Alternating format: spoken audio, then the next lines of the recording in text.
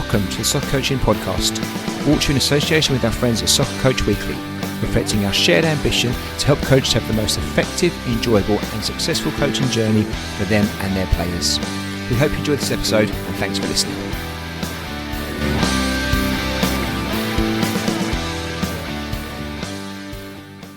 Welcome everyone to the podcast. I'd say quickly, Ray, thank you so much for putting this together. You've managed to find a fantastic ensemble of guests for us for our first round table. So well done for that. How have you been and are you looking forward to the conversation? Yeah, all good. Listen, I delved into the phone book and we wanted to go onto the grass this week, didn't we? It really hit the kind of technical, tactical corner, the session planning corner. As opposed to theory, and we've covered a lot of ground over the last few weeks in particular. Circle the wagon, so to speak, and hopefully we have a good chat today. Brilliant, Ray. Well, cracking job to get everyone together. Look, well, thank you for everyone that has jumped on this podcast to go through what's going to be a really good topic, I think, and a good conversation. Dwell too much, we'll get quick as we can, but obviously let's introduce who we've got. And if you don't mind just kind of saying, listeners are going to know you guys already, so just introduce who you are and a bit about what you do and stuff, if that's okay, and then we'll get into the conversation. So Peter, do you want to just go first? Hi everybody. Thank you for having me on. Peter Prickett. I've written various books on coaching, including Principles of Play and the 3v3 books, and coach most days of the week for Brentford FC Community Trust. At the moment, I've done other things before that, but that's where I am right now. And yeah, always dabbling and working away on sessions and books and all good stuff. Well, I'm sure most of our listeners will know you, Peter, already. You've been on the podcast before, so thank you for that. And you're doing some great work. I think at some point we're going to get you back on if we can to talk more about the 3v3 and what's going on there, if you're happy for that. But I'll shout, you haven't mentioned, but I'll shout. I know you're working, I believe, on another book around that, which would be great for all, with the changes going on and all those new coaches picking up things. So at some point, hopefully we can share an update on how that's going. Although I'm sure some of this will also come up on the podcast today. But for those who want more details around that, you are definitely the man to reach out to. So we'll pick that up later. Craig, if you don't mind just saying hello and what it is you do and where you are and stuff, if that's okay. Sure. How you doing, guys? I'm very happy to be on the podcast. As you said, my name's Craig Birtwistle. I'm an A licensed coach, originally from Birmingham, now living in the good old US of A, with all my 3 kids and my lovely wife, who are sick of me talking about football. So it's great for me to be on a podcast. I have a very big hunger for coach education. So I have a YouTube channel called Session Share. Feel free to look it up and happy to get involved in the conversation. Brilliant, Craig. Thank you so much. Where are you in the States, Craig? New Jersey. Oh, fantastic. I've just come back from New York, mate. Just come back. Very good. To go. So, very good. Yeah. Very good. Brilliant. Well, thanks, Craig. Looking forward to the conversation. And Ben, obviously the hardest work man all of us to make, because you are live on the grass with kids running around running soccer camp. So we're all sitting at home, just all in places, relaxing and pretending we work, and you're out there doing it, mate. So a quick introduction, mate, of what you and what it is you're currently doing. Hi, I'm Ben Andreos. I'm a Cat 1 Academy coach, and I coach all levels, to be fair. As you said, today I'm on a football camp. I coach development centres, I coach our advanced centres, and then of an evening I coach at a Cat 1 Academy. So really I love coaching technical stuff. I'm in the foundation phase, so really looking to hone in on that technical side of things with players. So hopefully when they go into their YDP phases, then hopefully they're technically good enough to progress through and then start learning the tactical side of the game. Brilliant. Well, we're going to come on to more about that actually in the different phases during this conversation, I'm sure, Ben, but thank you. But just for those that are watching on YouTube and can see that you're moving around, you won't say exactly where you are, obviously, but am I right in thinking you are currently in the middle of running, not only doing this podcast, but also running a soccer camp right now? Is that right? Yeah, so we've got, we run our holiday camps through half-term periods, and I'm at one today. I'm at a school where we run our program. At the moment, they're all eating lunch, so I've escaped for a couple of minutes just to speak to you guys, and then I'm going to go back out onto the grass in a bit.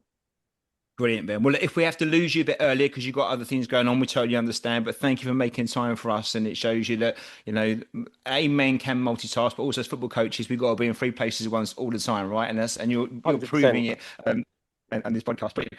Okay. Well, I think that, again, this was Ray's idea, and I think it's a great idea. If we're going to get people like you guys all together in one room for a conversation, we'd be crazy not to cover the topic of training sessions. It's just crying out for that. So I'll let Ray say a bit more about what we're trying to get out of the conversation. Then I'll come in with the first question, if that's okay, and we'll go from there. But go on, Ray, just a bit about what we're going to talk about for the next 45 minutes or so, and why you thought it was important to bring up this topic.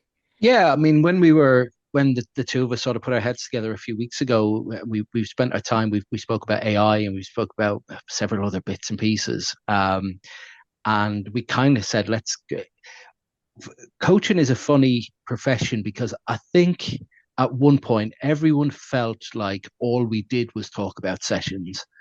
And then maybe since then, maybe it's the one thing we don't talk about anymore. You know what I mean? The stuff gets shared, but we don't really chew the fat over it. There's so much other disciplines, around coaching, that we end up talking about. I thought it'd be quite nice, and actually a little bit novel, to go back to the good old training session, and kind of what it means for the people in the room that are doing it, day in, day out over a course of years. And I think all of us probably watch other sessions and kind of unpick them as well in our local environments, or our clubs, or at our kids' clubs, or whatever that might look like. So I think it's worth having a little circle around just sessions, and about all the other bits and pieces, just the balls, bibs, and cones part of what we do. And see if we can land on some good bits for the listeners. Perfect. Brilliant, right? Okay. Well, look, as an overview then, for a first question, that's okay, and we'll go around each of you, just to really get an insight on what is a session to you. And I don't want to go into detail, we'll dig into that as we go through the podcast, but just as an overview, just broadly, what is a session, and what kind of things are you thinking about when you're thinking about a session? So let's go Peter first, if that's okay, Peter. So just broadly, what when you're thinking about a session, what is it, and what kind of stuff feeds into your thought processes? I mean, I think I'll start with what a session is, because the actual thought process before we begin is, I think, a whole other rabbit hole. I mean, a really complex rabbit hole. And I'll briefly just touch on that with context. So the session needs to fit the context of the participants, whatever that may be. Ben mentioned just now that he works across various scenarios, from academy sessions to the school session. Those are two very different contexts. So that's the first thing that will drive the content of the session and the structure of the session. And then it's not just a bunch of bits and pieces thrown in. They have to be connected in some way, and they will probably be driven by principles of play, driven by technical or tactical, or describe them a different way, game actions. And from there, you'll get your theme or topic, multiple parts that are connected together. There'll be a thread that runs through it. If there isn't a thread running through it, it's probably not a fully coherent session. It's just a bunch of stuff. Okay. Yep. Perfect. Thanks, Peter. Brilliant. Okay. Fantastic. Craig, how would you kind of articulate what a session is to you from a broad perspective? So I think, as Peter mentioned, you've got to see, like, what's your area that you're working with? Are you working with recreational players? Are you working with academy players? Are you working with a school, a program, a camp, like Ben's on, for example? And I think you need to ask yourself then, do you need to be proactive or reactive? Like, for example, I have high school age players like U15 to U18 and adult, which we are more reactive. We look at a game, we see where the weaknesses are, we try to address those weaknesses. And then I have younger players like U12 and below, where we develop more like a school type curriculum, where we're covering the same topic per week, trying to alternate whether it's the attacking side of the ball, the defending side of the ball, and so on. So I think it's about understanding what you want from the session first before you get down to the pen and the paper, the scribbles, and everything like that. Understanding where the players are and where we need to get them to go to. Perfect. Thank you, Craig. All right, and finally, Ben, if that's okay, I appreciate Memphis Harley going first. I might cover some of the stuff already between Peter and Craig. But Ben, how would you kind of articulate how you, when you think about a session, what that is in your head, and before you actually put the detail around it? I think for me, I think you've got to recognise when it's like a foundation phase or whether it's a YDP session or even a PDP session. So I think you've got to have some sort of syllabus behind you to have a plan to go for, because there's no point just going, oh, I know, like obviously in YDP you might go, or maybe PDP where you go, oh, we didn't do this well enough at the weekend against West Brom, whatever. You might work on that at training, and then maybe YDP might be working on, I don't know, a defensive high press or to force summit. But then in the foundation phase, you're not really going to be working on that. So I think having a syllabus behind in regards to what phase you actually are to be able to go for. So if it is foundation phase, it's all going to be technical work, all going to be looking to get players better on their weaker foot or their passing detail or their finishing. And then when they're in the YDP, it might start going into maybe a bit of tactical side of things. So shape, where to press, when to press. And then when you go into your PDP, where your games actually mean something, like the Premier League 2 games or the under 18 games, something like that, where they actually mean 3 points, then I think you might then end up working on something that didn't go well in the previous game, maybe, so you can get players better at that side of thing. Because obviously, when you go into a first team, it's all about getting 3 points or getting into the next round of the cup, right? So they're going to work on things that they might not have done well. They're not going to have some sort of syllabus that they go by. They're going to go, well, we lost to Everton at the weekend because of free crosses. So they're going to work on defending crosses the next training session. So I think it does matter what phase you're in, but it also matters if the club or like the development centres have some sort of syllabus to go by, where you've got a topic, and then like you said, I think at the start, Ray, where I think it was you, Ray, where you said about going for something all the way through. So if it is passing detail, your first arrival activity is not going to potentially be dribbling, right? It's going to be something to do with passing and stuff like that. So you want to try and link your arrival activity to your ball mastery, to your attacking, to your possession, whatever it is. You want to try and link it all together, right? So the players have got an idea that if I dropped in on, say, one of your sessions, Scott, I can ask one of the players without even coming up to you again, oh, what are you working on today? And they go, it's passing detail, it's finishing, it's receiving to play forwards, whatever it is. The players will know and have that in their locker to go, yeah, we're doing this. And that's your job done as a coach in the session, right? Because the players know what they're doing. Yeah, absolutely. Yeah, brilliant. Thank you, Ben. Okay. So obviously then, Ray, as a collective there, you spend a lot of time talking to lots of coaches and also doing your own bits and pieces as well. Between the guys there, have we covered everything from your side of things? Is there things there you would say need to be highlighted more or any gaps? So what I really wanted to come out early today was probably something the guys have all said in different ways, and that's just that sessions, individual football sessions, need to connect to something else, something bigger. So if we kind of think about the sessions themselves as the micro part of what we do, like the smallest one hit of what we do, what are they all adding up to over time? So the guys have mentioned being age appropriate. So that would be something bigger. So you wouldn't do, I don't know, an 11v11 defending session with your under nines or something like that. You get the picture. And sometimes as well, you might not do the kiddie stuff, the kiddie game stuff with your YDP players. So connecting it to age appropriate long-term development. The guys have mentioned using curricula, which is just it's pretty much a given now. It would seem across the game that coaches have access to that sort of thing. Otherwise, I'll give you a little example. In my last job, we were working with players every day, so it was a residential football academy where they would train 6 out of the 7 days a week and sometimes twice.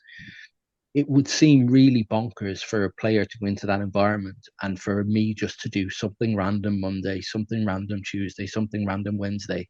It needs to connect to a wider purpose and a bigger purpose.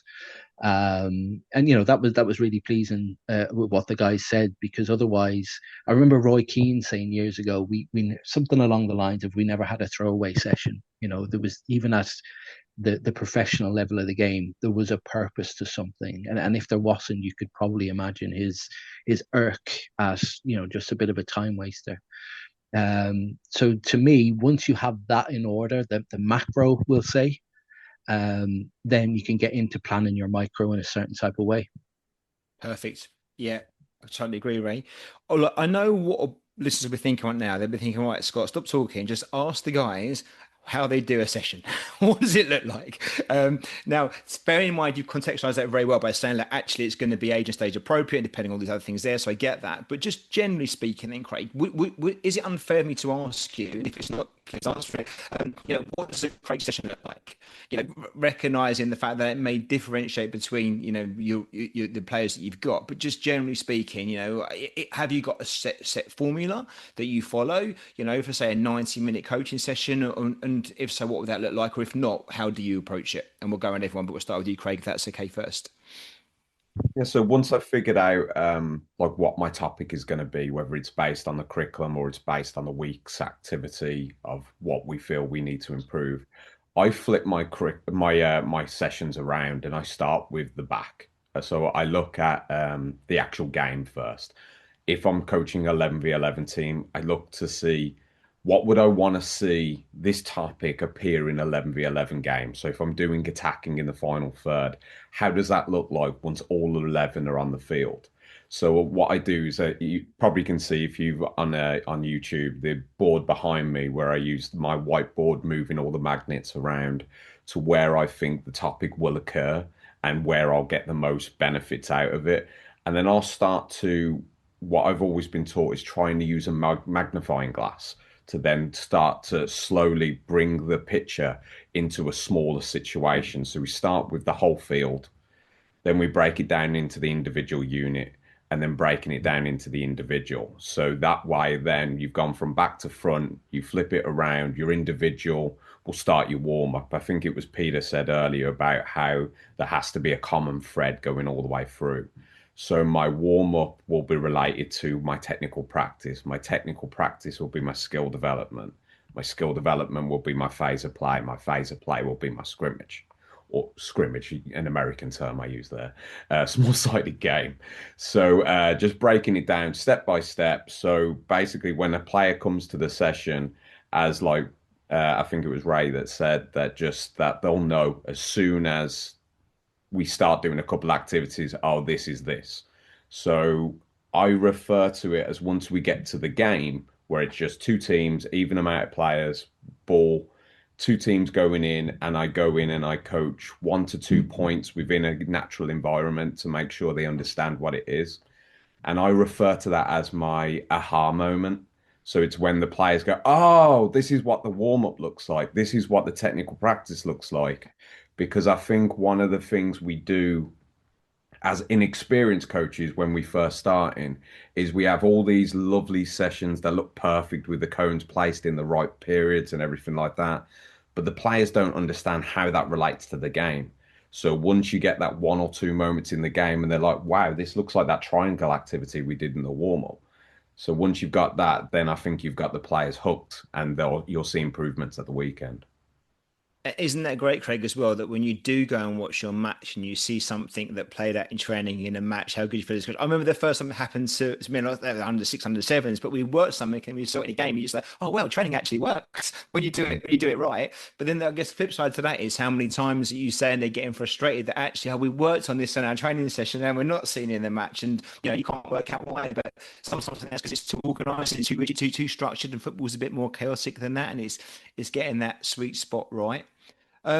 Ben, same question for you, if that's okay then, if you don't mind. What's a Ben session look like? I was going to say, I think I forgot what the question was. So just again, not to be unfair, because I'm sure your sessions are different depending on who you're coaching, but just generally speaking, do you kind of have I definitely have a default format that I kind of use when I'm trying to put a session together, like how I start and how I finish and stuff. Do you have something similar? And how would that look Yeah. if I was one of your players? So for me, when players arrive, I try and get them to do kick ups because I think having touches of the football is brilliant. And the amount of times that you watch coaches get players with balls on the floor, and it then becomes players just standing with their foot on the ball, having a chat with their mates. But I try and get players to do kick ups because I think having that control, having that understanding to not kick the ball so high, trying to keep the ball low. If it does go higher, how can we keep it up? What part of the foot we can use? Getting them to use like the inside of their foot, the outside of the foot, the ones that are finding the kick ups easy, but also set them challenges like what's your best kick up score, and they're like 50, right? In this 10-minute arrival, you've got to try and beat 50. So it's giving them that challenge because it also gives them touches of the ball, especially at foundation phase where I think I know I've harped on about it a little bit, but giving them that opportunity to just get touches of the ball, practicing with their right foot, their left foot, because in the end they will use their left foot because they might get to 49 and it might go over to their left side if they're right footed, and they'll kick it up and they'll be like, oh, I can kick it. So that'll be sort of something that I get my players to do, whether it's a camp or whether it's an academy session, that is kick ups and just getting them on the ball. And then I think this has been said numerous times already so far, but having a link. So if we're looking to receive with our back to goal, what does that ball mastery look like? So it might be just 1v1s, just 1v1 in groups of like 3 or 4, trying to get the ball from one end to the other for like 30 seconds. All right, I'm going to try and receive it. And then a bit of drive-by coaching to help rather than stopping the whole thing, and just a bit of drive-by coaching to, can we do a little back foot feint, or can we look to go one way to then go the other, just individual. And then once let them go for like 5 minutes and then sort of speak to them as a group after to see if anyone can answer the questions that I've said to them while they drive by. And so it gives them a sense of, I do understand, but I've given them the answer, if that makes sense. And then it all depends kind of what environment I'm in. So if I'm like a development center, it'll probably be like an attacking wave game, 3v3, 3v2s, stuff like that. And then looking to do like a possession practice or a small sided game where we try and get that out. Maybe if it's receiving back to goal, in the small sided game, it might be that there's an attacker 1v1 in the end box, like an end zone that they've got to try and hit first. So can they look to lend the ball?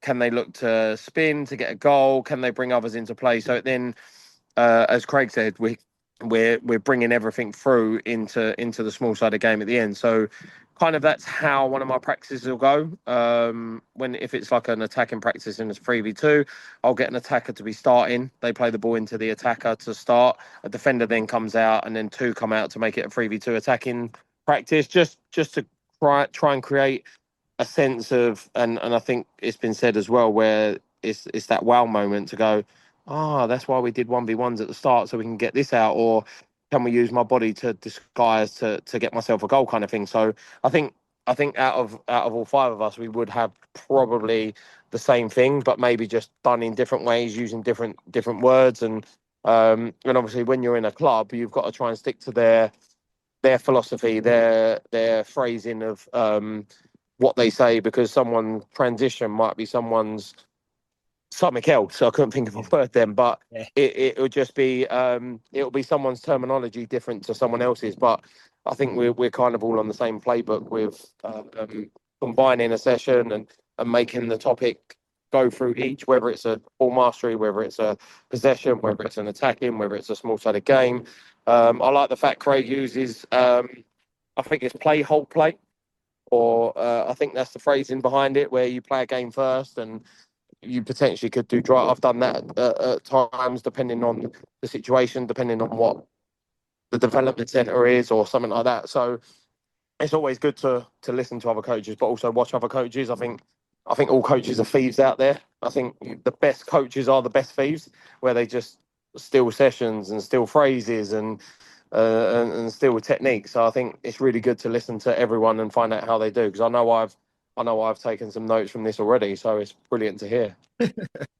No, that's fine, Ben. Well, three things you mentioned there that I thought were great. Obviously, the nicking thick bits, I think, is it can be a very positive thing to do. I guess what we'd all say here, I'm sure would agree, is it's important that you contextualize that, like you said at the beginning, for your environment, right? We don't be going and finding Man City, practices and then trying to put them in their under six sessions, but getting good stuff that you can then relate to your players, I think is brilliant. But you mentioned about layering, I think, really about building a session up and layering on stuff, so it kind of makes sense, which I think is excellent.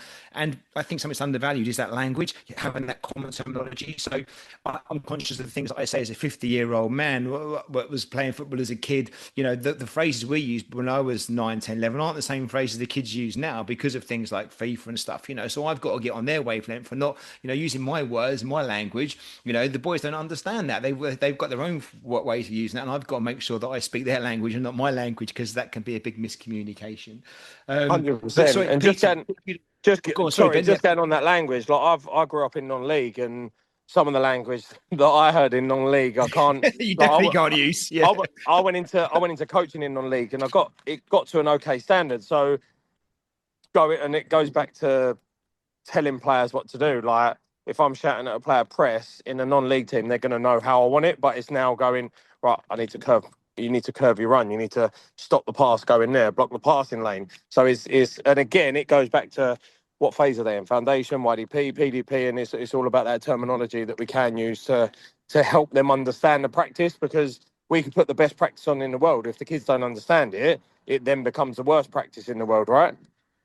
Absolutely. Yeah. Good point, Ben. Thank you. And Peter, then, if you don't mind, we've probably covered a fair bit, but I'm sure you've got your own interpretation of this. So if you don't mind, how you go about it? Yeah, well, I'm gonna hark back to my time as an FA tutor and say it depends. Nice classic answer, but it really does. Yeah. Like, context always, how old are they, what's their level. I coach across so many different age groups that really makes a difference. And then how long is the session? That also makes a big difference.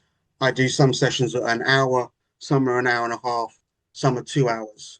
So you've got to make different choices based on how long that is. And I don't think that I have a general structure that most of my sessions will look like, because of the variety of age groups.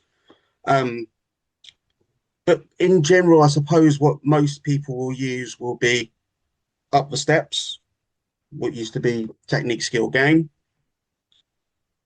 a whole part whole, starting with a game into some kind of practice, back into a game, and then perhaps a carousel approach, which is probably one of the least utilized and most underrated forms of practice that there is.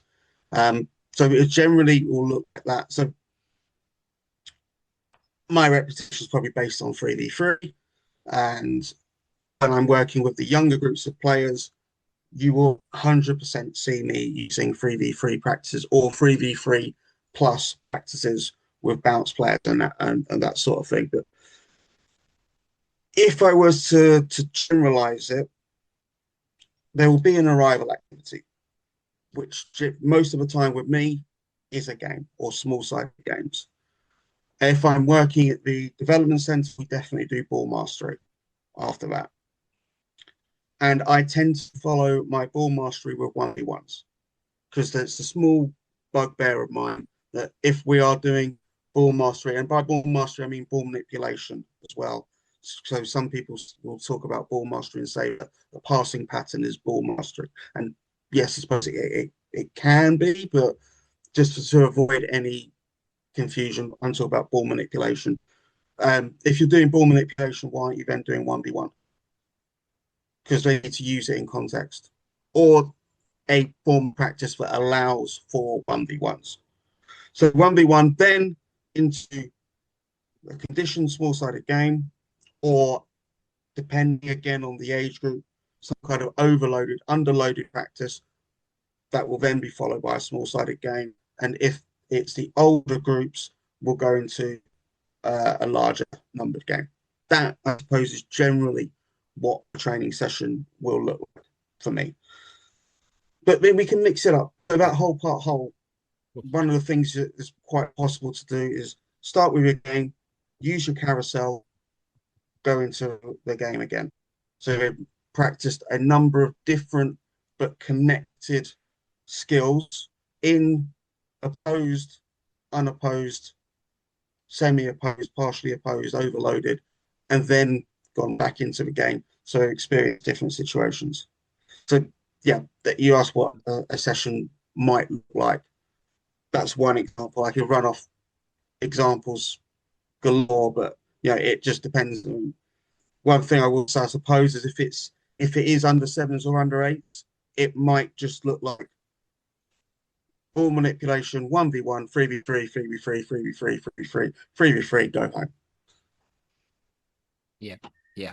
And I think it was in some ways it's an unfair question, isn't it? Like you say, it's all about context. And we can't preach context. And I say to you, what is winning sessions like for everybody? Because that's not the way it works. But I think what we've got between all three of you is some common themes there. Do you think that's fair, Ray? And some things you've seen there, the common threads that are going through everyone's sessions that make it successful? Absolutely. And what I suppose what I want to add to what the guys have spoken about is something for people to think about. My coaching, I usually think about, people talk about having a session topic. I probably have a weekly topic. And what that week's like obviously differs from coach to coach, depending on the level. Some coaches will only have one session, for example. Like I say, in my last job, it was every day. So what I wanted to do, to use that every day as an example as well, rather than look at Monday as being one session where we coach something, we would coach it across the week. And we'd have that one side of the plan, and we would have the other side of the plan. We'd have what I simply used to call little and often. So our environment was about developing technically, tactically excellent players. So being technically, tactically excellent. So spending loads of time with the ball, possession games, ball mastery, high level technical work, that had to have a really robust part of our week always. So for example, if we were coaching, let's say we had a defending week let's say we were doing compact defending as a weekly topic. The warm-up wasn't about defending, and even the next part wasn't about. It was split between this little and often, where we get loads of opportunities to be with the ball, to play under pressure. And then we would go with probably the second half of the session, we would then go into a curriculum topic. So instead of looking at one session as one thing, it was done across the week. And to kind of build on that, we would have essentially a tick box across the week. So have we taught the topic in its smallest form? All right. So if it's defending, that would be, you could have an unopposed, but let's say its smallest form is 1 versus 1, right? Can we have it in its biggest form, which would be 11v11 or something that looks like 11v11 or as close to it as possible, and then something in the middle, right? So a 6v6 type middle thing. So it was important that across the week we would have to tick those three things, and then we would have to tick off, well, have they used the defending as an example? Can they do it outnumbered? Can they do it disorganized? So can they do it, a little bit off center? And then the other tick boxes would be, well, did they have a ball mastery segment to a session? Did they have a rondo, for example, segment to the session, and stuff like that? So we spread that out all across the week, but still pulling it together around one topic, which I think is slightly different than what it's slightly different from what probably every FA education will tell you to do, because normally it's kind of one session, one topic. But we had a lot more room to maneuver than that. So we wanted to chunk it up across the week. Yeah, love that, Ray. Okay, well, look, I've got a question I'm going to throw out to all of you, and anyone can jump in first if they want to, rather than going around. It's about fun. I still get blown away by how many sessions that I sometimes watch, and this is no disrespect, and people may watch mine and think the same thing, but the players don't look like they're always having fun. And then also when I speak to players in their session, how was that? Sometimes my own kids, they've gone to somewhere else, and how was it? And then, oh, it was a bit boring, Dad. It's like, well, what? And obviously kids are, they're a tough audience. So and they still want to go back next week, so it couldn't have been that bad. But, I guess the question is to you guys, And feel free to jump in first if who wants to go first. How important is fun, or enjoyment for the players you're coaching? And if it's not, why not? And if it is, how do you go about trying to ensure that you kind of make it fun? Bear in mind, I recognise that not every player's version of fun is the same, right? What some people enjoy, others don't. So how do we deal with that as coaches? Do we have to deal with it? And if so, how do you guys deal with it? Because I think that sometimes we do struggle with this. So feel free to jump in. Ben's got his hand up. Go on, Ben. Okay. Look, I think fun is a massive part of it, and I think that goes from foundation phase to under sevens, eights, whatever it is, all the way through to first team. I think it's got to be fun at some point. You see, like Mourinho and Arteta and stuff like that. I think Arteta in the news earlier this week is like having players with balancing a ball on their head. So it's got to be fun at some point. We're all human beings, right? And at the end of the day, if it's not fun, it's just going to become boring. It's going to become the same thing every single time. If you bring a bit of fun into it, if you start a session with a tennis net or cones in a line and it becomes like a tennisy thing, as long as you've got a reasoning behind the fun, rather than it being right, we're just going to smash footballs at a goalkeeper for 10 minutes just as an arrival, and then your session's on defending outnumbered, that's going to be pointless. As long as there's a reasoning behind the fun, there has to be some fun in it. Like I said, whether you're in YDP, whether you're in PDP, whether you're in the first team foundation, whatever it is, there has to be fun. Now me, I'm loud and I'm always loud, and I think my ADHD comes through 9 times out of 10 in a session. Parents say to me that they hear me over the other side of the pitch and they're watching their son on the other corner, and I'm like, that's just me. I don't put it on, because kids will know if you're putting something on. Kids are intelligent human beings, and honest, right? They tell you, don't they? You they know, will. even in language or body language, you know if it's working or not. 100%. And if I turn up a session where I might be a little bit tired, they'll be like, "Benny, you all right?" I'm like, "Yeah, I'm fine. I'm just getting into it. It's fine. Don't worry." Like I'm always loud. Like you'll hear me over any other coach, and I'm fun. I'm loud. If someone does something outrageous like rainbow flicks or something like that, I'm like, whoa, jumping around and stuff like that. So and this is me at academy level as well. It's not as if I'm like holiday camps, I'm smashing footballs at goals and I'm just having all sorts of fun on there. So for me, I think the coach brings the session in.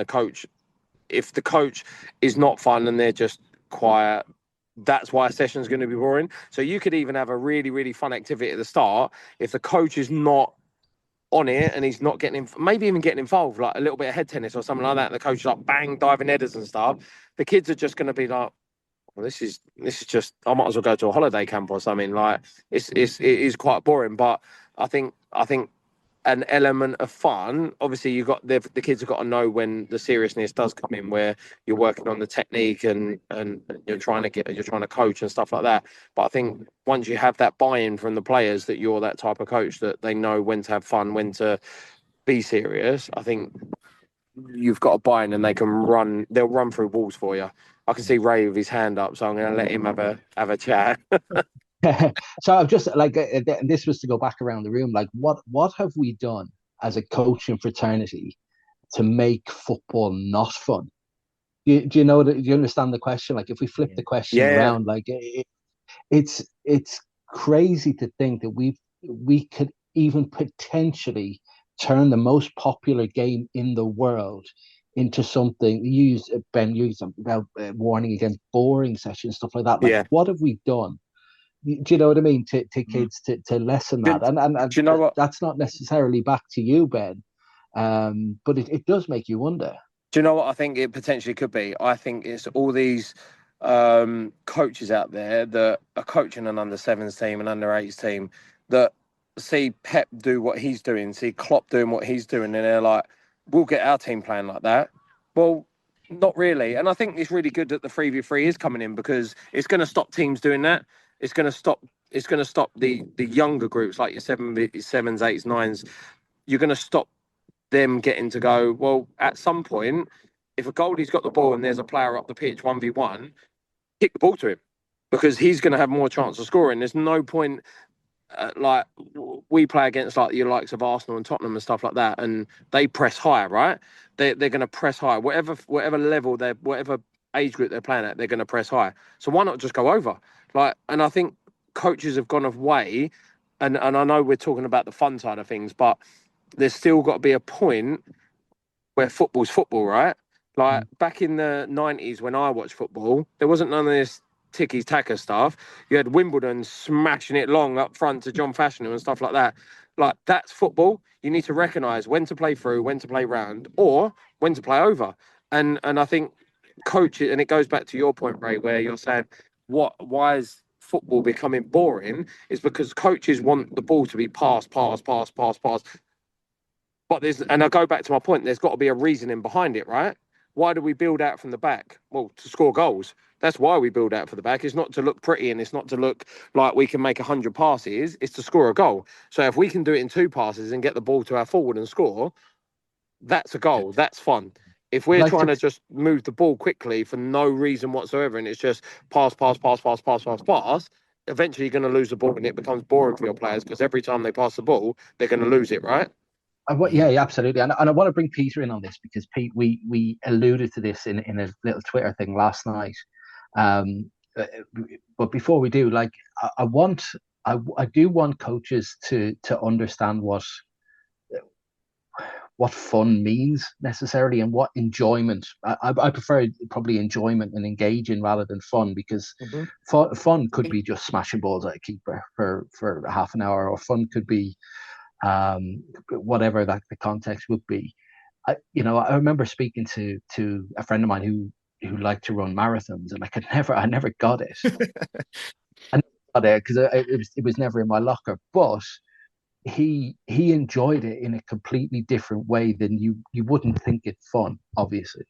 But he got a huge amount of satisfaction from it. So I think engaging football sessions with the game at its core, that's what we're looking for, as opposed to whatever, everyone laughing and joking that like the substitute teachers in for the day kind of fun.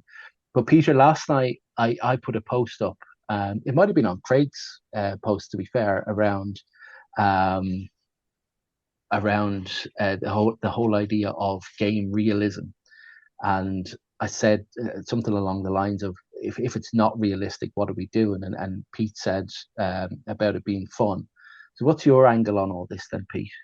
I mean, I could go on a multi-part rant here about why football isn't fun here, but so what I referred to there, or what I was referring to there, it not relating to the game, but still being fun, would be something like a warm-up or introduction activity, such as what was popular for a while, noughts and crosses, or 4 in a row, Connect 4. It's not really game related, not really. It's a stretch to call that game related, but it is fun and it is engaging and it gets the brain ticking over. There's been various activities like that, like people trying to chip balls into bins or hitting footballs against Swiss balls to try and get them to move. There is some crossover into technique and things, but mainly it's a fun activity to get people engaged and going in the session. But it's not the whole of the session. I think that's really important. If that's the only fun bit and the rest of it is stop, stand still, then there's no point. It might as well just be stop, stand still. And when we talk about why it's not fun, loads of things going through my head. What are we doing to make it not fun? And there's a lot of talk about gamification, and it's always confused me. Why do we need to gamify something that's already a game? And I've never really understood that. It's a game already. So what are we doing? It's a great question. What are we doing where it's not fun? And I think it's where it's become more like teaching and education. There's become this element of it being that coaches, and then also we're not teachers, but some will say, what's the difference? Well, teaching is really different, right? And if we treat it like a classroom, or like we remember a classroom being, and what the kids remember a classroom being, I think we suck all the air out of it. We suck all the air, all the enjoyment, all the engagement out of the game. We have them going from one classroom into another, and you just taking them out. You're taking them out straight away because they've come to play, to have fun, to engage, to get enjoyed, not to go have the same sort of person that you spent all day with again. I think that's one of the big things I think has stopped it being fun. Yeah. That's a good point, Peter. I just I want Craig to speak. That's okay, Craig. But just quickly on that one about the teaching thing, I wonder if my background is education, so I've seen how the classroom's evolved over years, and it's got better in schools. But I think sometimes the coaches think they have to be like a teacher, and their teaching environment is very much about the teacher was at the front talking and giving all the information. Yeah. And most schools these days that's very much not the case, especially the better schools I think, where it's very much more the students get involved in stuff. And I don't think they're doing it intentionally, but I think a lot of coaches just think it's got to be not about me necessarily, but I've got to be the font of all knowledge and I've got to pass it on to you guys and you have to listen and learn it. And that's not fun for most people, No. We don't want to learn it's that thing that happens in coaching as well. When people start as a coach, especially if they've been a volunteer, they revert to how they were coached, how they were taught, which is why you see so many of these people standing in lines. And I've been in the classroom and I've been teaching, and I've done teaching courses where they try and show you, guys, it's not about you standing up there. It's about doing activities to make it all get more stickability and so on. But if you haven't done that, you revert to what you remember. Yeah. And it's like Ben said, I think about that imposter syndrome, where you act a way, don't you? You just kind of almost put on, that's what I think I should be doing. So I kind of act a certain way to see, that's my, it's almost like a safety blanket. But go on, Craig, you've been very patient, mate, waiting there. I'm sure you've got a few things to add to this. So on the subjects of fun, then what's your take on it? Yeah, for me, I think a lot of coaches consider the word fun a dirty word. It's as if they shouldn't do it because, and I think the basis of it is the fact that we take our profession very seriously and we want other people to do that too. We want everyone to see that we have improved these players. I remember once when I did a coach evaluation of a coach, and I told him in when speaking to him one-on-one that you need to have more fun with the players. And he snapped back at me. He goes, "But I'm not a clown," like that. And I think that's where it comes down to. You don't have to be the clown for the kids to have fun. It just needs to be a environment first and show your personality as a coach. Like I always make sure I get to a practice at least 30 minutes before it's meant to start because I want to be completely set up when the kids arrive. So when the kids arrive, I ask them how their day was, ask them how they are. I get a one-on-one feeling for them. So it's not that teacher-student relationship. It's that we're on a team together, we're in this together, and so on. I get personal with them. I know what their mum and dad's name is. I know like details about their lives. The older ones, I know what their girlfriends' names are and so on and all these sort of things. I just get to know the player. And then when you do your session, you can get so much fun out of it just by your approach to the activity. Like we've done thousands, probably millions of rondos between the five of us, like all year long. But you can make that fun. The way you react if a player gets megged and all the kids are jumping on top of each other and like celebrating the fact, these sort of things are fun. And even though it's still a competitive environment, they're enjoying themselves. It's not like we have to take a break and do something silly. Like guys mentioned head tennis, you know what I mean? Like the noughts and crosses game, all these sort of things you can do that you can add to the beginning of your session to create that right mind. Because as Peter said, these kids come from a structured classroom session. When they get there, give them a bit of freedom in the beginning, give them a little bit of flexibility, give them a bit of encouragement, and that would be the fun rather than it being a clown. You know what, Scott? I think we've landed on a bit of a potential sweet spot here in our coaching sessions, whereby we can make whatever activity is going on in front of us, be it a rondo, a game, a ball mastery session, whatever it happens to be, there's a sweet spot here between it being developmental and enjoyable, right? Because if yeah, you can play head tennis, and you can scream at everyone who gets megs in the rondo and all that.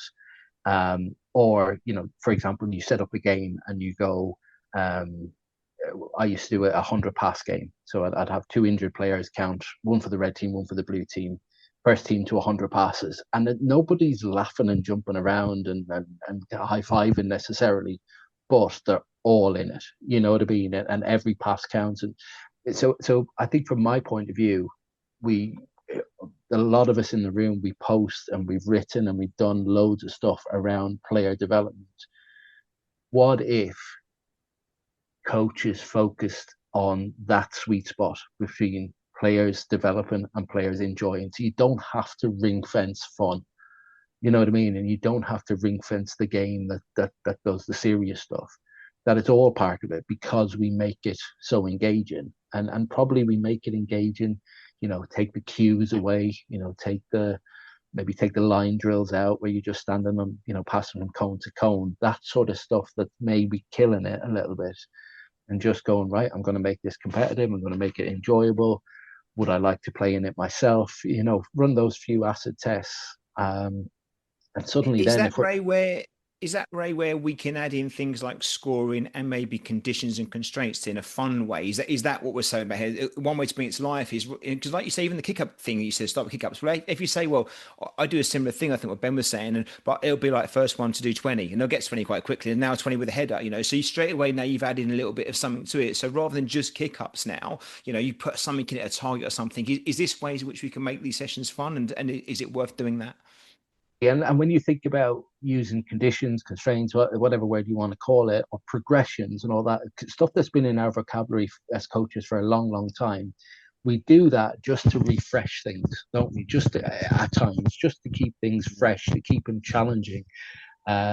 There's nothing brings a game to life than when you go, okay, you look at your watch, you go, there's 5 minutes left, you go, right, first team to 2 wins. And off, do you know what I mean? And any kind of air that might have gone out of the session is suddenly re-injected back in. Or we're going to play 3 5-minute games, winner stays on, whatever it might be.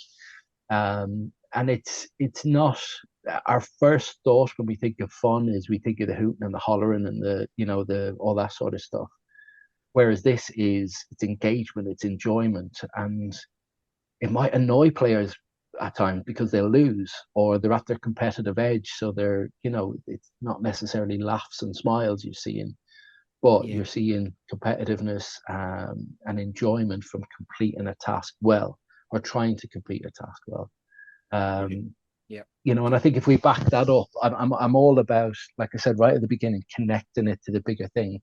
Like if we could back up that environment, session in, session out, where players are competing and enjoying competing, playing with the ball, I think we aggregate over time to better footballers. Yeah. I think it might have been Peter said this, but the danger is not crowbarring like a fun part to the session. It shouldn't be like, okay, this is the fun part now, guys. We're going to do 10 minutes having a fun thing, and the rest is going to be like boring and dry. So actually, how do we make it, back to your point, Ray? Everything should be fun, shouldn't it? It should have an element of fun. And I guess the question to that is why? And I think we all agree that it's because the more engaged the player is in the session, the more they're going to develop and get better, right? They're going to apply themselves harder, they're going to work harder, they're going to be focused more. So it's not fun for no reason, is it? It's not fun just to feel good. There's actually a real benefit to getting players engaged through whether it's enjoyment or fun or whatever else. I want to move on because I know we're pushed for time, so I want to, if that's okay, next question. But anything else on fun that I've not asked or you're itching to say before I go? We've got a big group here. Anything to add, or have we covered it? Okay. I was just going to add that maybe we talk about flow state. Peter, please. Yep. A lot of people will touch on and talk about flow, but we talk about it, and it is the idea of a sweet spot where they are fully locked in and engaged, and everything is on automatic. The coach doesn't really need to say anything. And I think fun and engagement, we're going to keep using this word engagement, will really help to find that moment of flow. And that's really what we're going for. That flow state is almost coaching utopia. Yeah, isn't it a great feeling when you run a session, you get in that sweet spot anyway? So it's happy. The learning's taking place. The players are loving it. The intensity's there. You can see the gate. It's really nice when you get there. It doesn't always happen, does it? But and also when it doesn't happen, that's okay too, right? Just reflect, learn, and make the changes for next time because they won't always be that way. All right. Well, look, if it's okay, my next questions, which again I'm thinking like a listener, I think, or from my point of view anyway, to ask you guys what I'd want to know. One of the challenges that I face on coaching is how do I coach a group and the individual? How do I approach that? Like, how do I get a session around the thing? We've got the thing, we've got our structure, we're making sure some funds in it, but how do I manage to get the both right? And I think my problem is I coach a lot of the group and I'm not so much good at getting to the individual. So just some tips, what's your view on that broadly? And then like any tips or ideas on how you might go about it or recommend how I might go about improving my ability to coach groups and individuals. And I'll throw it open to the floor again. So feel free just to jump in. I'll go first. Thanks, Just the Craig. fact that, yeah, no problem. As I mentioned earlier, when I'm doing my session, I think of the team, the unit, the individual. So, and I start with the individual as part of the warm up, build into a unit, build into the game at the end. So it keeps as realistic as possible. And I think one of the rabbit holes coaches do fall in is the fact that when an activity is going on, the fact that they have to have their sole attention on that activity. If you find a player is struggling, there's nothing wrong with pulling that player out and working with them individually if the other group is organized.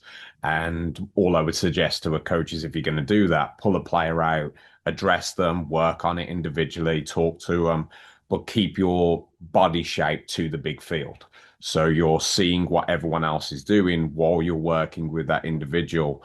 I find it very beneficial to get that kind of relationship as well, like I mentioned earlier, one-on-one with a player, but also you get that opportunity to work individually with them.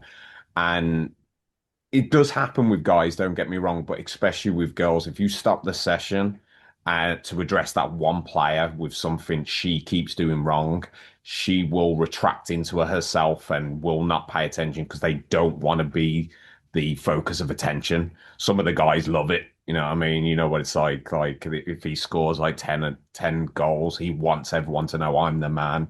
That's why, from my experience, you don't get many females that are prolific goal scorers because they just want to drift into the pack. So pull a player aside, address them individually while everyone's going on. You'll create a better relationship with them personally, and you'll be able to get some opportunity to improve them technically and tactically as an individual. And Craig, do you find it's okay pulling a player out? I guess it's the way you go about it. That's probably again, that's the craft of coaching, right? You do it in a way that's constructive. But is there a danger if it's not handled right that actually that player can feel almost like they're being, like you said with the girls, but I'm sure boys, if they're being pulled out and it's not dealt with in the right way, is there a danger that could be counterproductive? Absolutely. You got to do it at the right moment because I've done it at time. Well, I've done it a lot where players are like their front foot is just going, okay, coach, can I go back in? Can I go back in? Watching the Especially game, yeah. exactly if Yeah. they're trying to get into the actual game. So you got to understand the individual, understand which activity it is. If they're playing a game at the end and it's really competitive, it's 1-1 and the next goal wins, they're not going to get your attention then if you pull them off and try and coach them. So you got to pick the right moment. But I think, and also don't do the same player over and over again because now it is going to have that reverse aspect to it where they're just like, oh, coach, I'm never good enough for coach. I try my best and pulls me aside. He keeps telling me to ankle lock my foot and I know I'm not doing it anyway. Which obviously as coaches we find frustrating when we tell them time and time again and the mistakes keep happening. But yeah, I think it's very beneficial, but 100% agree there, Scott. You've got to pick your moments, pick your battles of when to do that. And not the first mistake, right? Don't go in too early. Let's see if it's repeating itself. And I see it sometimes the coach gone and the kids, there might be 3 or 4 mistakes, but that kid's made just one and they've gone straight in because that's for the coach is the fourth mistake. But they're not thinking it's that kid's first mistake and, and they're going quite heavy handed. So I guess it's just picking your moments and having, and keeping the engagement right. But of course, so I've jumped in. Peter, Ben, anything to add around kind of that side of things? Yeah, I try and, like Craig said, I think Craig made a really good point about pulling them out at the right time. I think if you do it too late, the kid's going to forget what what happened, what moment they're in. They might have done something wrong. You've gone to pull them out, and then they scored a worldie.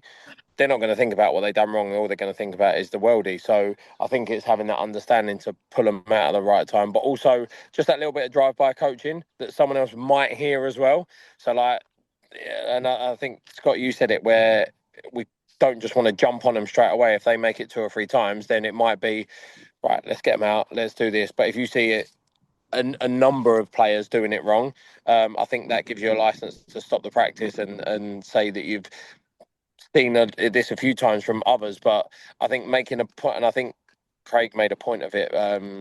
I don't really get to coach girls much, so making a point of not saying it like, oh, little Johnny, you keep doing this wrong, and I've seen it from others. Then you're kind of pointing it at him instead of going, look, I've seen a few of you doing this. Can we look to maybe receive it this way or pass it that way, or look to kick the centre of the ball with the centre of your foot? Whatever it is, it's just not making a point of pointing out one, even if it is the one. Kids won't realise that you're not talking about them, so you can actually sort of tell a little white lie and say, look, I've seen a few of you doing this, just so you're not jumping on one kid, because that might be something that they might need to work on. So it's just having that understanding to not kill a kid's confidence or kill a player's confidence, really, because like at the end of the day, and I think I said this at the start, they're all people, and they've got feelings, and we all make mistakes, right? Us as adults, and we still all make mistakes. If we're still making mistakes, imagine what kids are doing if they're still learning. So I think we've got to take the person into consideration first, so we can get to know them. And some players, like, and I'll go on, like, say, first team and stuff. Some players might like a telling off, like a real having a go at, but some players might need an arm round that you might go like a little drive by so no one hears. So it's understanding that person, and I think that's where building those relationships counts, because you get to know the player. And Craig said this at this when he's like a rival, getting to know the player. What team do they support? Oh, how'd your team get on? And just having that understanding to go, all right, I can have a go at him because he or she can take it, but I might not be able to have a go at this one because it might affect their performance. So it's just having that buy-in to understand that. And like at the end of the day, these if we are all coaching kids, they've been at school all day, so the information that they've got in their heads at the moment is like maths, English, science, food tech, whatever it is, and then they're coming to get more of us. So it's just understanding, like, and I think Scott, you said it, the right time to jump in. They might have had all this information, and the one thing that you want them to know doesn't go in because of all the information that they have, and we say that their heads are like sponges, but their brains are still developing, right? So we've got to understand that, and we've got to go, okay, I'll see if he can correct that at some point, and if he can't, it might just be a little chat at the end of the session, maybe, so you don't overload him, and for him to something to go away with home and going, oh, maybe I could just go home and play with a ball on a wall kind of thing to practice my passing, whatever it is. And that could be his development, like at the end, because he might have forgot it by the time he gets to the end of the session, but you want him to really take home that point. Yeah, absolutely. Brilliant, Ben. Yeah, absolutely. Thank you. Peter? I think it's worth saying, I think that some of this is assuming that we're coaching on our own. I think it's worth pointing out because if we're fortunate enough to not be working on our own, we can literally say to our partner, your job is to work on the individuals while I run the whole session.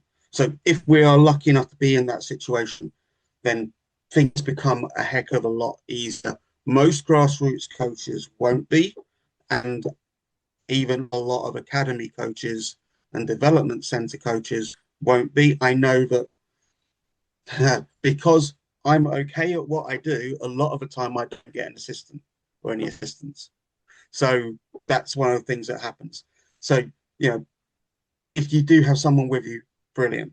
But I want to try and think about some techniques that we might use to make sure we're working around the individual and helping the individual rather than what it might look like. So one of the things that I did on my youth award, if anyone remembers those, youth award, I used to write the player's name down, write the 4 corners across the top, and then I'd write a little bit of information inside next to the name, how did it impact that player in the corners? And I try and pick out half a dozen players or so, especially if, say, it was defending crosses, I pick the defenders, centre backs and full backs, for example.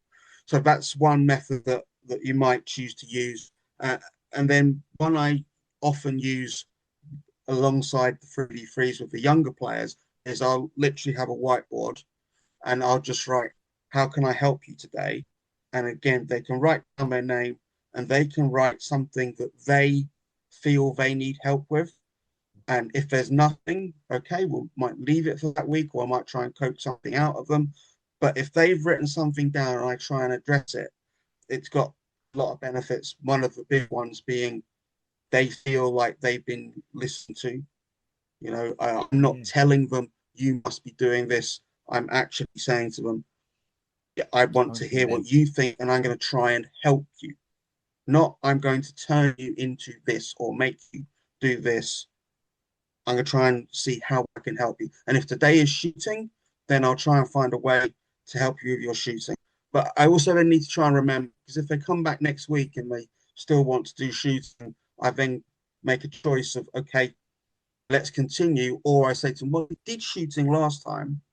Maybe try and think about something else. So it doesn't become 6 weeks of them saying, I want to work on my shooting. Yeah. Brilliant. But let's try and round you up a bit as a player. Well, that's going back to the point about getting that engagement, making it fun, right? If they feel like they're making a contribution to what they get out of the session, that's got to be better for them, right? Because it's not the Peter session. It's about me, and I can have my part to that as well.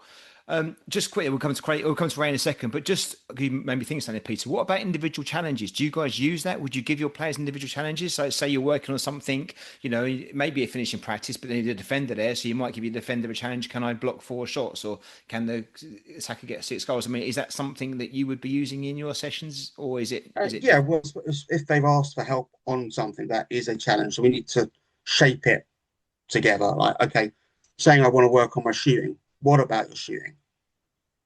Yeah. What is it? Oh, I keep hitting the ball over. All right, let's try and work on getting 4 shots low and across the goalkeeper. Yeah. I don't like to number them. I just picked a number, but I don't like to put a number on it because you're setting a target. How many could you very get? Specific target. But making it a challenge and making it giving it a scoring thing attached to it can keep it fun, right? So let's say how many we can get in next. We've got a 5-minute practice now. How many shots can you get on target in the next 5 minutes? Let's go from there, and then remember that for next time. Then you can maybe build on it if you do it again next session, or the next session you do shooting again. What was your number last time? I got 10. All right, let's try and get more than that then. And it's a constant thing. Ray, what's your take on that? It's quite funny that we're sort of ending. It kind of feels a little bit full circle from what we started talking about connecting ideas to the biggest version of them. So if you think of individual development, you can think of it as me coaching a player on the side of the pitch, on a pitch, drive by, whatever that looks like. The bigger version of it is, well, maybe just maybe in the background, coaches have IDP processes for their players. So we kind of, and sometimes when I say IDP, that kind of grows arms and legs and becomes a bit of a monster.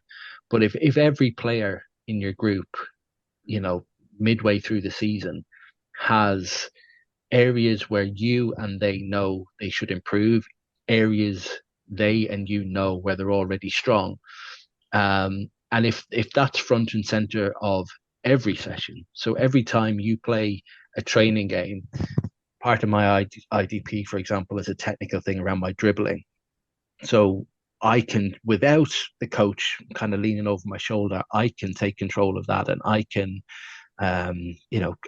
drive up at the defender when I'm in 1v1 situations, or someone else that has a tactical IDP. So if we have that's kind of sitting over all of our sessions, then every session becomes an individual development session as well, if that makes sense. So long as the game is involved and the randomness that football brings.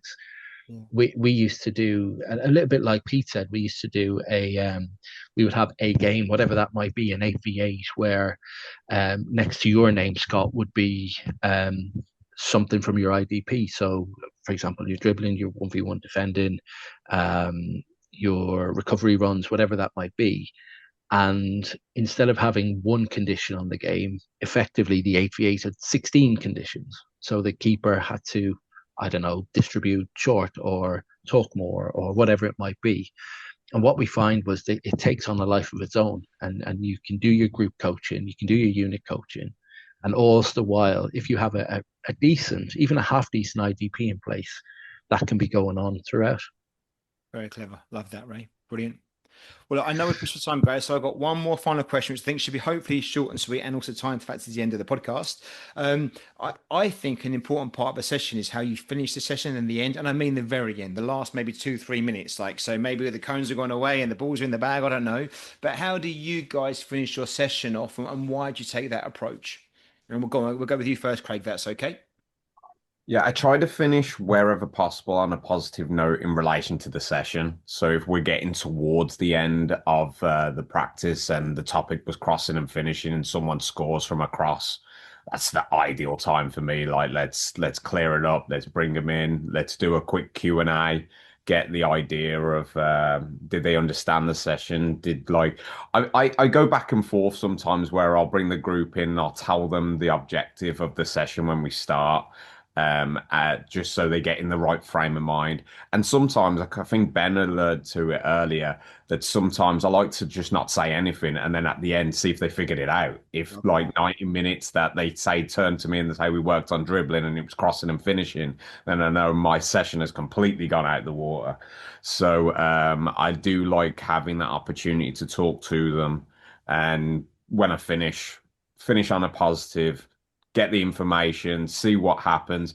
And then I like to, and this is just from a personal point of view, I like to do a quick video voice note in the car on the drive on the way home where I'll self-evaluate then my own session.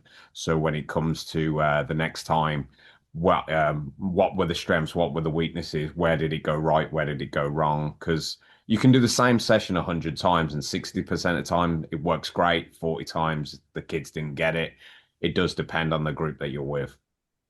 Love that. Thanks, Craig. Ben, how do you go about finishing your sessions off when they, at the end? What's the last 3 minutes like for you? I think it's Q&A. I like Q&As, and I think it goes back to Craig's point about if they can give you the right answers, your questions, I think you've had a decent session. If, for instance, they look at you with this confused look in their eyes, you're like, oh damn, I've kind of not hit the notes. But yeah, I love doing a Q&A at the end just to see how their understanding is, and if I need to. It also helps me understand, have I made the session a bit too tough for them? So a little Q&A, but also just recap on some good things individually. So like little Johnny might have we might be working on receiving back to goal, or use that, and he might have sort of dropped a shoulder and gone the other way and sent a defender for a hot dog, and I might say that to him in that way, and you see the smile on their face when you go, oh yeah, you've sent little Steve to the shop to get a hot dog, and they buzz about it, but it also lodges that learning in their brain. And it's again, we go, and I think Ray said it brilliantly, we go full circle. We're making it fun even at the end of the practice, where we're saying it in our own word, where they're like, yeah, I did do that, or I'll be like, oh, little Kevin, did you get beaten easily by little Jimmy? And then it has a little bit of banter between the group, and it just leaves it on a higher where while they're putting stuff away or sort of in the group, where and again it goes back to, do I know the individual? Can I say that to him? I might not be able to say it to him, but I could say it to him to have a little bit of fun within the group, just to. And I don't think anyone wants to end the session on a negative. So I think on a positive, where it's still fun, it's still getting the players to engage, but it's also knowing, like Craig said, that they understand the session, because I think it's pointless us as coaches coaching if a player can't understand the session. There's no point reinventing the wheel if 1v1s work, right? Or there's no point in reinventing the wheel if you do a whole part whole, because players understand the game, and that's it. It's 7v7, 9v9, 11v11, whatever it is, against each other to see who can score the most goals to win the game. And I think if we try and make it as confusing as ever, players are not going to get sessions, and they're not going to get the topics, and they're not going to improve and develop as players. Absolutely. Yeah. Thanks, Ben. Peter? Quite interesting, because I'm just sort of reflecting a little bit as we're talking here and I'm listening, and Q&A is coming up a lot, and it's what I do as well. I use Q&A, see what they've learned, who's done it, to try and get information back out of them to tell me. And I'm thinking I'm just creating the classroom again, though. And this is what I'm doing. And we've talked about fun. Can we make that more fun? And something has occurred to me that I remember from a coaching course where they did this plenary style with us, but they did it with a ball, and they threw the ball to us. And I think we actually did it as a team. So it was one player from each team, 1 versus 1. Say something from the session, and if you say it, you can throw the ball back and you keep going. If you don't say anything, you're out. Next person's in.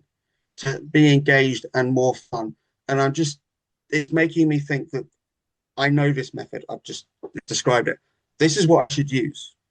It's a form of Q&A in a way, but it's less like the classroom. We just talked about it being fun and engaging and different to the classroom. And I'm sitting here going, well, I do Q&A, I ask questions, and I wait. I use the pause, bounce, pounce techniques of the classroom. I'm like, that's not what I should be doing.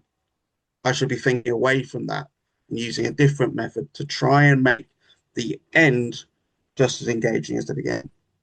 Love that, Peter. Well, it's a great observation, because I absolutely, we spoke about that. And then the last little bit, maybe, even though, we're doing the right things by, reviewing this, reflects back on the session and getting the questions out and stuff like that, and it probably works, but can it work better? Can it work even more fun in a more engaging way? And, just throwing a ball in there, throwing it around is a great way of just, getting that, making it feel not like a classroom and more like a really good, enjoyable coaching session. Ray, what's your thoughts on that, on how we end sessions? There's a human nature rule. I don't know if rule is the right word. They call it the peak end rule, but I think it's got a snazzier formal title as well. But that's the idea anyway. That's people remember, and people now. I'm not just talking kids. You remember the best, the worst, and what happens at the end. And that could be your family holiday. You know what I mean? The best moment or the worst moment if your room was whatever, and then the end. And I often think that bad coaching sessions are let off the hook because we play a game at the end. And I think some coaches are lucky because of that. And I'm not trying to be a sort of confrontational late on in this. But with that idea in mind, having sessions whereby coaches are chasing peaks for players, chasing good moments for players as a group. So my session will always end, like the last thing that will happen with the ball will probably be the winning goal or the countdown or something that's got them right to the edge of it. And then secondly, sort of when the ball rolling is done, Dan Abrahams dropped in on a webinar probably 5 years ago now. He said, never underestimate the last 2 minutes. And that last 2 minutes can be a bundle of things that the guys have already spoke about. It could be that quick chat with a kid, that quick chat with a parent. He recommended once, everyone put a score out of 10.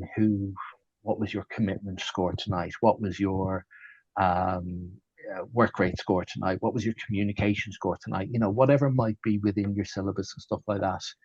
Get a quick sort of touch on that before you go, because those moments can be really powerful.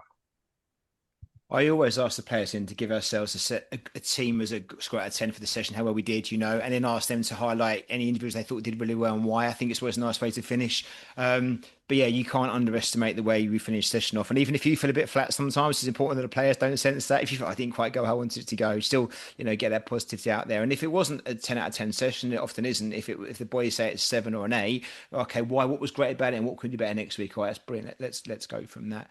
Guys, I'm so grateful for your time. We tried to pitch for an hour, and as always with these podcasts, they go on way longer than they should do. But if it's okay, we'll finish up with just this one thing. We'll go around each of you, and then any final thoughts in case I've not asked you something or something that you want to get out. So feel free to say that if there's something else. But also, if you don't mind, maybe just saying about if listeners want to find out and contact you directly, either through, I don't know, Twitter or or X, I should say, or any the best way maybe to reach out to you guys or see what you're up to, and any final thoughts, and we'll just whiz round. So, Craig, anything I've not asked you or you want to share, and any contact details.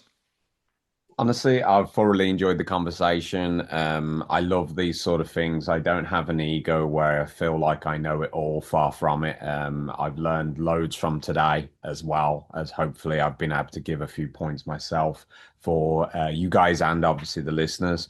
Love to hear more and do this again. So thanks for having us on. As I said before, I run a YouTube channel called Session Share where we share session plans and exercises on a daily basis. Look us up there, and you're welcome to visit me on X, is where I use most of my work, at Craig Birtwistle, and at Session Share Net. So look forward to having more conversations on there. Awesome. Thank you, Craig. You've been a star. Really appreciate your contribution to this podcast. We'll make sure we put those links in the show notes as well so people can find it nice and easy. Okay. Thank you so much. Peter, you've Just always going to got a echo, final thought, surely. great chat. I'm not going to chuck any more in there. We've had loads, and it's lots of people to digest. It's just, I think there isn't a set way. I guess I'm going to have a final thought. There isn't a set way. It might help you as a beginner coach to have a go-to method and then play around with it from there. But find whatever works for you and the players. So yeah, great chat. Thank you so much for having me on. If people want to find me, I'm on various social media platforms. The Bearded Coach is normally a good way to find me. Main stuff is on X, but there's a YouTube, there's a Substack, so on, so and so forth. But yeah, thank you very much. Brilliant, Peter. Thanks. As always, mate, you're a star. You always speak honestly and you speak with passion, and it's always a privilege to have you on the podcast, mate. Thank you so much. I hope I'm writing about that next book that's coming out soon. If it is coming out soon, it's very timely. And will you come and chat about it at some point? Well, hopefully it's out soon. I haven't finished it. No pressure. The aim is to have something out there to help coaches who are starting on their 3v3 journey. Okay. With all the changes coming for the 26-27 season. Yeah, well, it'd be great to have a good conversation about that at some point as well, Peter. So, because I know you're a big advocate of at least that format, coming to life. So well done for you. And then finally, Ben, the one that's been doing two jobs this whole hour and 20 minutes, running a session, talking to us, keeping all the kids in check.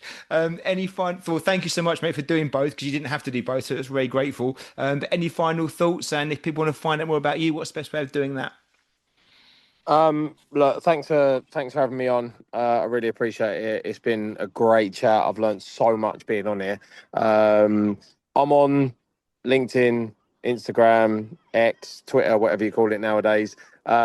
Just search my name, Ben Andreos. You'll find me. I'm sharing sessions all the time.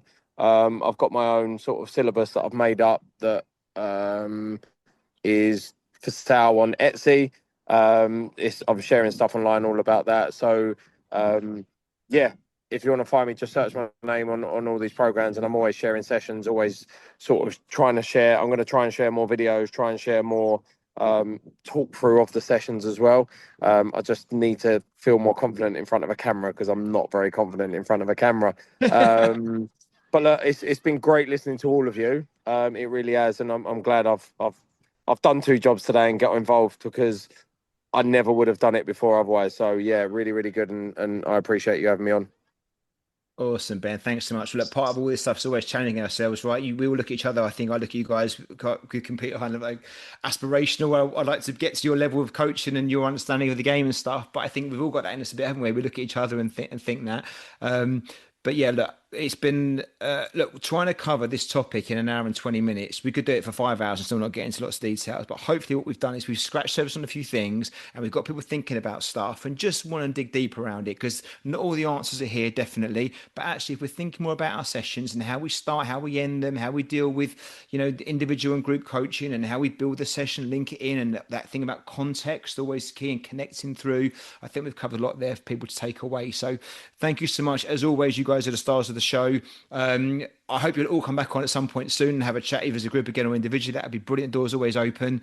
But whatever you do, thank you so much for today, and I look forward to catching up with you all soon. We've lost Ray, by the way, so I'm not abandoning Ray. I think we've lost this. He's dropped out. So Ray gets a lot of time to talk anyway. So it's not. I'm sure he'll catch up on the next one. But thanks everyone. It's been an absolute pleasure speaking to you all. Thanks, Scott. Take care. Thank you. Cheers, guys. Bye-bye.